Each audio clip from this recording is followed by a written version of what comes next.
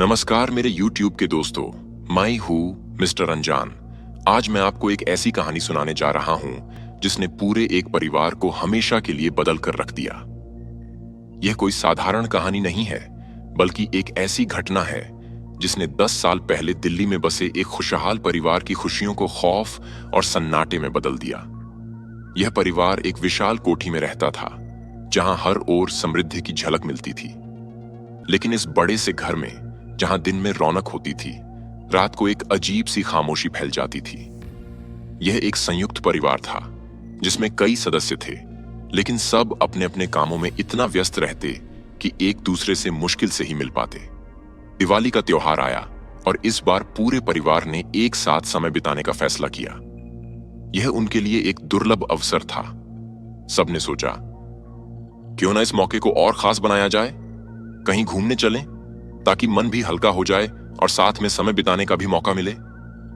सभी ने इस विचार पर सहमति दी। यह परिवार अमीर था। उनके पास अपनी एक मिनी बस थी जिसमें लगभग 20 से 25 लोग आसानी से बैठ सकते थे। ड्राइवर भी तैयार था और सभी बड़े उत्साह के साथ सफर पर निकल पड़े। लेकिन उन्हें क्या पता था कि यह सफर उनके जीवन का सबसे भयानक और कभी न भूलने वाला सफर बनने वाला था। उस मिनी बस में एक छोटा सा लड़का भी था, जिसे हम कंडक्टर कह सकते हैं। हाँ, वही जिसे आमतौर पर लोग बस का कंडक्टर बुलाते हैं।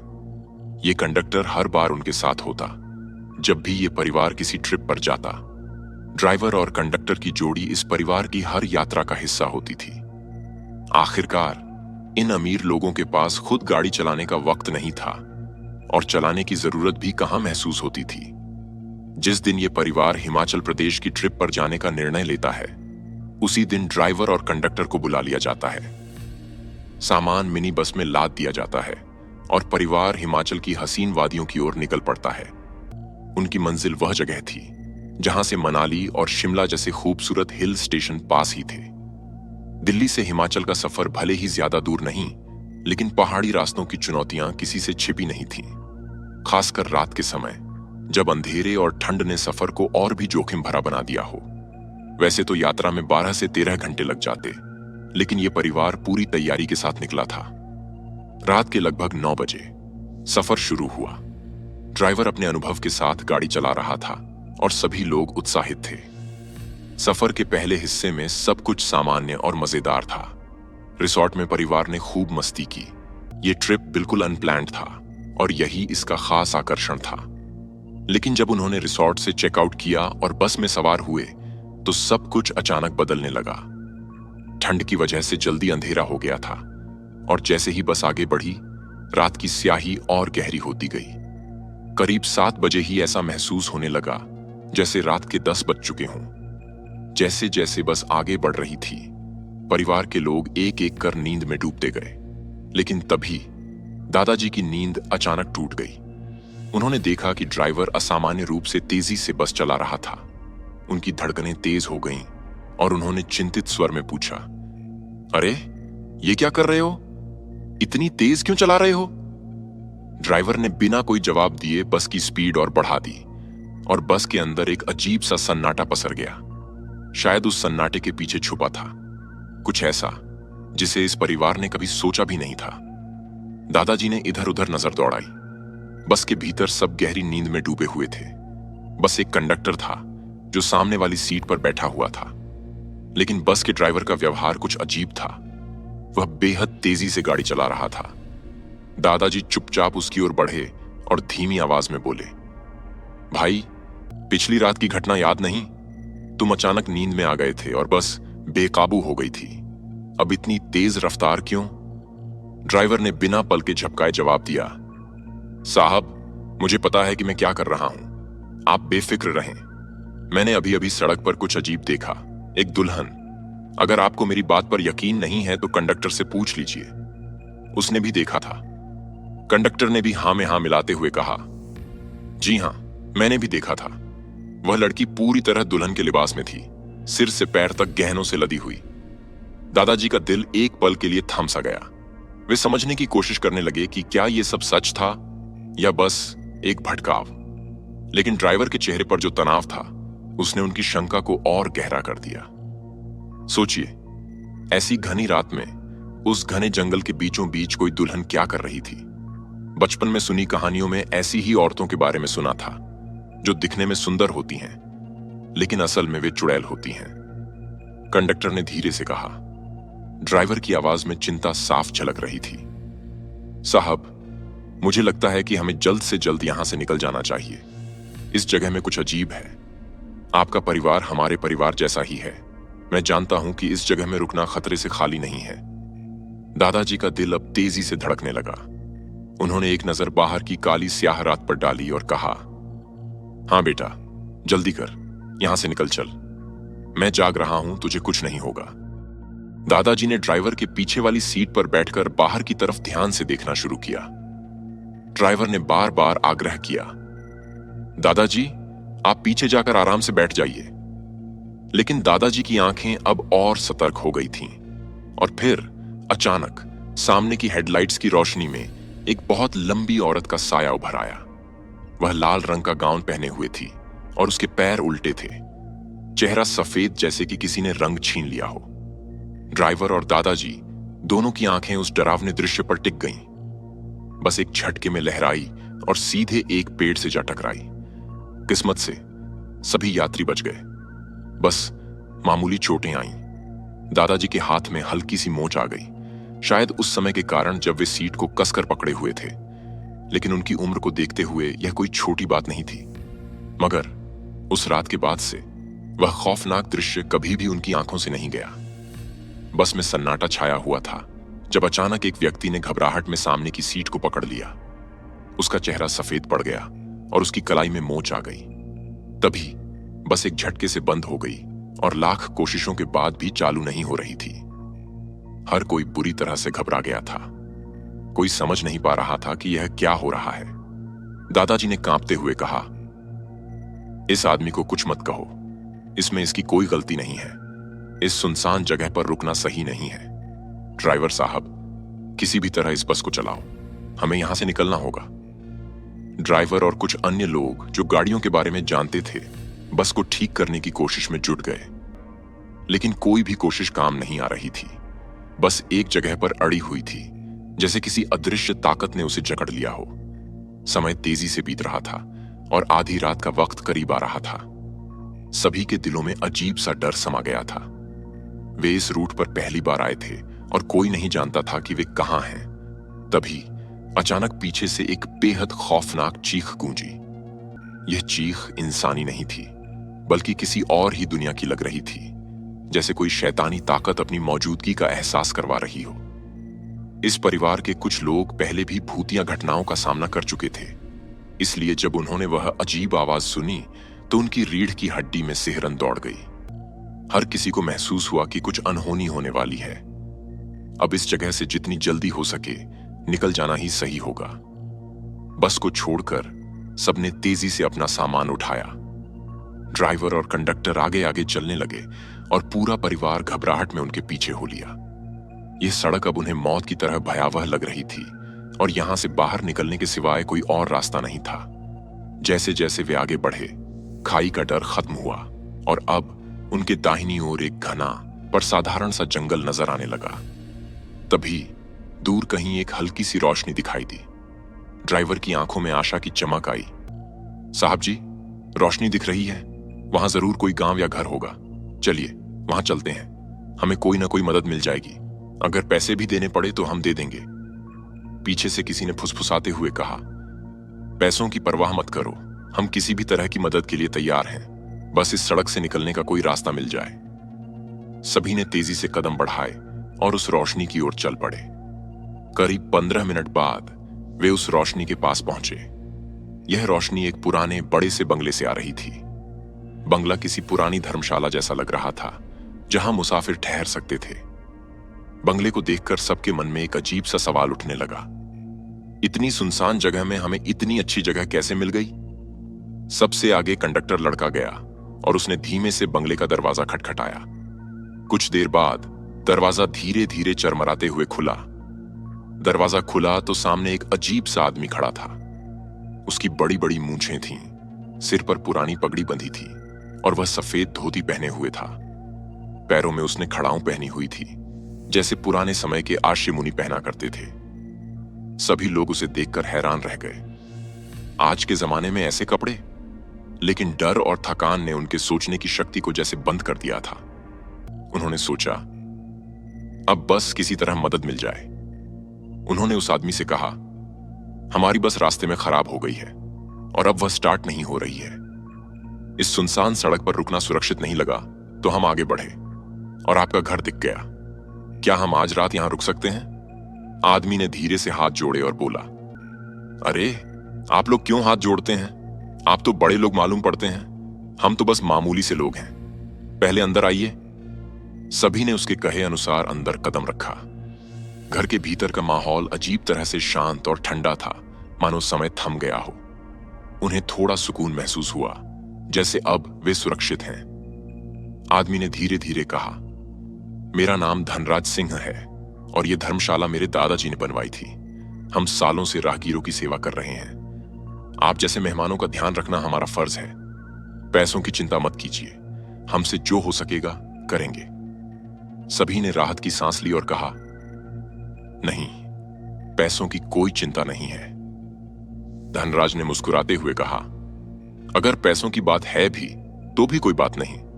अंदर देखिए, मटकी में पानी रखा है और पास में टोकरी में पुड़िया और बाल्टी में आलू की सब्जी। हमारे पास बड़े बर्तन नहीं हैं, तो जो भी हो सका हमने आपके लिए तैयार किया है। लेकिन जैसे ही सभी ने घर के भीतर नजर घुमाई, एक अजीब सी ठंडक उनके दिलों में उतरने लगी।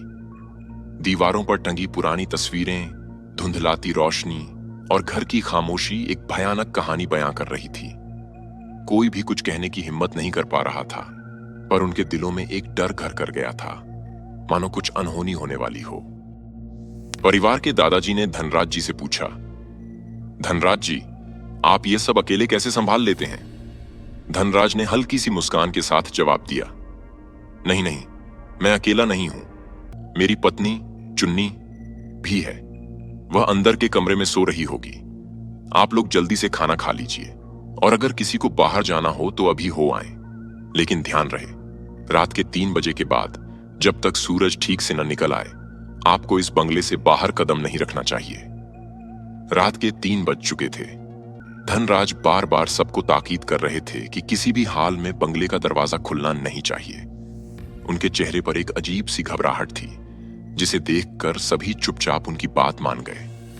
पत्तलों में खाना परोसा गया और सभी ने चुपचाप खाया।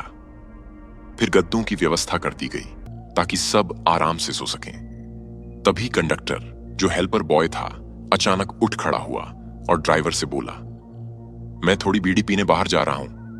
ड्राइवर ने उसे तुरंत रोका। धनराज जी ने साफ मना किया है, बाहर मत निकलो, सुबह बीड़ी पी लेना, अभी सो जा। लेकिन कंडक्टर ने उसकी बात को नजरअंदाज किया। जैसे ही उसने दरवाजा खोला और बाहर कदम रखा, धनराज जी के चेहरे का रंग उड़ गया। वह फुर्ती से उठे और दौड़ते हुए दरवाजे को जोर से बंद कर दिया। फिर उन्होंने बड़ी बड़ी कीलें और लकड़ियां लाकर दरवाजे को इस तरह जड़ दिया कि वह किसी भी हालत में खुल न सके। सभी लोग हक्का बक्का रह गए और नींद से जागकर सवाल करने लगे, धनराज जी, आप ये क्या कर रहे हैं? धनराज का चेहरा अब भी तनाव से भरा हुआ था। उन्होंने कांपते हुए कहा, आप समझ नहीं रहे, वह बाहर नहीं लौटेगा। बाहर जो कुछ भी है वह किसी इंसान के लिए नहीं है। अब दरवाजा खोलने का मतलब है अपने लिए मौत को बुलावा देना। कमरे में एक गहरी खामोशी पसर गई, जैसे वक्त थम गया हो। सबके दिलों में डर की लहरें दौड़ने लगीं और उन्हें एहसास हुआ कि वे एक भयानक सच्चाई के बीच फंस चुके हैं। धनराज जी ने गहरी आवाज में कहा, अब कोई अंदर नहीं आएगा और न ही कोई बाहर जाएगा। जो भी उस आदमी के साथ हुआ या होगा, उसके लिए वह खुद जिम्मेदार है। आप सब अपनी अपनी जगह पर लेट जाइए और किसी भी हालत में कोई आवाज नहीं निकालेगा। यह कहते ही उन्होंने जल्दी जल्दी बंगले की सभी खिड़कियां और रोशनदान कसकर बंद कर दिए और फिर अपने गद्दे पर बैठ गए, सबको एक अजीब सी निगाह से घूरते हुए। कमरे में भय का माहौल घना हो गया था। अचानक बाहर से चीख पुकार की भयानक आवाजें सुनाई देने लगीं। ऐसा लग रहा था जैसे कंडक्टर किसी खौफनाक चीज से जूझ रहा हो। उसकी चीखें खून जमा देने वाली थीं, जैसे कोई दरिंदा उसे नोच नोच कर मार रहा हो। चीखें इतनी भयानक थीं कि सुनने वालों के रोंगटे खड़े हो गए। कुछ देर बाद वह चीखें भी एक भयानक सन्नाटे में बदल गईं। सब अपने अपने गद्दों पर दहशत में जकड़े पड़े रहे। हिलने की हिम्मत किसी में नहीं थी। धनराज जी ने कमरे में नजर घुमाई और धीरे से कहा, अगर आप लोग अपनी जान बचाना चाहते हैं तो अपनी आंखें बंद कर लो और गिनती गिनो। सबके चेहरों पर डर साफ झलक रहा था और उन्हें लगा कि धनराज जी की बात मानना ही अब एकमात्र रास्ता है। सबने आंखें बंद कर लीं और डरते हुए गिनती गिनना शुरू किया। कैसे हुआ ये कोई नहीं जान पाया, लेकिन गिनती गिनते गिनते बस 10 तक पहुंचते ही सबकी आंखों में गहरी नींद उतर आई। समय जैसे थम सा गया। अचानक किसी की नींद खुली और वह डर से चिल्लाने लगा। उसकी चीख से बाकी लोग भी जाग गए और जो उन्होंने देखा वह उन्हें और भी ज्यादा खौफ में डालने वाला था। वे सभी एक खुले मैदान में लेटे हुए थे। चारों ओर केवल रेत के ऊंचे ऊंचे टीले थे। वहां न कोई बंगला था, न धनराज जी, और न ही वो गद्दे जिन पर वे सोए थे। हर कोई हैरान और डरा हुआ एक दूसरे को देख रहा था। समझ नहीं पा रहे थे कि यह सब कैसे हुआ और वे यहां कैसे पहुंचे। उनकी सांसें तेज हो गईं और दिलों में एक ही सवाल गूंजने लगा, क्या वे कभी इस डरावने सपने से जागेंगे या यह उनकी हकीकत बन चुका है। सब लोग सन्न रह गए जब उन्होंने देखा कि वहां न खाने के मटके थे, न टोकरियां, और न ही वो चीजें जो 10 तक गिनने से पहले तक वहां मौजूद थीं। हर कोई सोच में पड़ गया कि ऐसा क्या हुआ जो गिनती गिनते ही उन्हें नींद आ गई और वे बाहर आ गए। सब घबराए हुए एक दूसरे से पूछ रहे थे, आखिर रात को हमारे साथ क्या हुआ। उसी वक्त उनकी नजर एक बकरी चराने वाले व्यक्ति पर पड़ी। सुरेश जी, जो उस परिवार के एक सदस्य थे, तुरंत उस बकरी वाले के पास गए और उससे सवाल करने लगे। लेकिन सुरेश जी के कुछ कहने से पहले ही बकरी वाला उन्हें रोकने का इशारा किया और बोला, मैं समझ गया आपके साथ क्या हुआ। ऐसी घटनाएं यहां कई लोगों के साथ हो चुकी हैं। क्या आप धनराज जी से मिले थे? सुरेश जी ने चौंकते हुए जवाब दिया, हां, धनराज जी से मिले थे, लेकिन तुम्हें यह कैसे पता? बकरी वाला इशारे से सुरेश जी को अपने साथ चलने को कहता है। वह उन्हें थोड़ी दूर एक पीपल के पेड़ के पास ले जाता है जहां 2 पुरानी कब्रें थीं। सुरेश जी की नजर कब्रों पर गई और उन्होंने देखा, एक पर लिखा था धनराज और दूसरी पर चुन्नीबाई। यह देखकर सुरेश जी के चेहरे का रंग उड़ गया। बकरी वाला गंभीर आवाज में बोला, यह दोनों कई साल पहले मर चुके हैं। हम उनकी कहानियां अपने दादाजी से सुनते आए हैं। सोचिए, वे मरने के बाद भी लोगों की सेवा कर रहे हैं। जहां आप लोग रात को सोए थे, वहां कभी उनका एक धर्मशाला हुआ करता था। वे वहां राहगीरों की मदद करते थे। लेकिन एक दिन किसी रहस्यमय हादसे में उनका पूरा परिवार खत्म हो गया।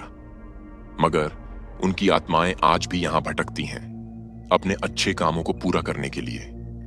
बकरी वाला थोड़ी देर रुककर बोला, थोड़ा आगे एक मेन रोड है जहां ढेर सारी शैतानी आत्माएं भटकती हैं। उन शैतानी आत्माओं के बीच धनराज जी और चुन्नीबाई की पवित्र आत्माएं भी रहती हैं, जो राहगीरों को उन आत्माओं से बचाती हैं। कल रात उन्होंने ही आपकी जान बचाई। अगर वे आपको नहीं मिले होते तो आज आपके परिवार का कोई भी सदस्य जिंदा नहीं होता। यह कहकर बकरी वाला बिना कुछ और कहे चला गया। सुरेश जी भी चुपचाप वापस आ गए। सबने उनसे पूछा कि बकरी वाले ने क्या बताया, लेकिन सुरेश जी ने कुछ नहीं कहा। बस उन्होंने कहा, चलो जल्दी करो, अपना सामान उठाओ और अपनी बस्ती की तरफ निकलो। जब वे बस के पास पहुंचे तो उनके दिलों की धड़कनें रुक सी गईं। वहां कंडक्टर का शरीर पड़ा था, चिथड़ों में। उसकी मौत हो चुकी थी और उसका चेहरा डर और पीड़ा से विकृत था। अब सब समझ चुके थे कि वे किसी भयानक और अलौकिक ताकत से घिर चुके थे और जल्दी से जल्दी इस जगह से निकल जाना ही उनकी जान बचाने का एकमात्र तरीका था। उसके बाद सब लोग किसी साधन के इंतजार में घबराए बैठे थे। तभी अंधेरे को चीरती हुई एक बस वहां से गुजरती दिखाई दी। सुबह का वक्त था। सूरज की पहली किरणें अभी जमीन को छूने ही वाली थीं, यानी लगभग 5 बज रहे थे। इन लोगों ने घबराहट में बस को हाथ देकर रोका।